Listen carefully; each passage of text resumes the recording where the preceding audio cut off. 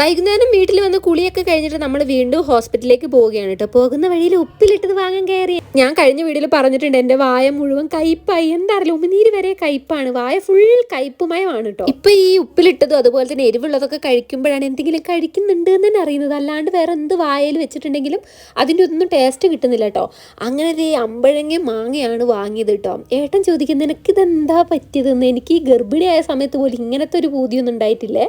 അങ്ങനെ ദേ ആദ്യം മാങ്ങ കഴിച്ചു, അതിനുശേഷം അമ്പഴങ്ങ ഒരു രക്ഷയില്ലായിരുന്നു, അടിപൊളിയായിരുന്നു കേട്ടോ. അപ്പുണ്ണിക്ക് പിന്നെ ഈ ഉപ്പിലിട്ടതൊന്നും ഇഷ്ടമല്ല. ഏട്ടൻ ഒരു അമ്പഴങ്ങ കൊടുത്തിട്ടുണ്ടായിരുന്നു. അങ്ങനെ ദേ നമ്മൾ രാത്രിത്തേക്ക് ഫുഡ് വാങ്ങിയിട്ടാണ് ഹോസ്പിറ്റലിലേക്ക് പോകുന്നത്. ചപ്പാത്തിയാണ് വാങ്ങിയത് കേട്ടോ.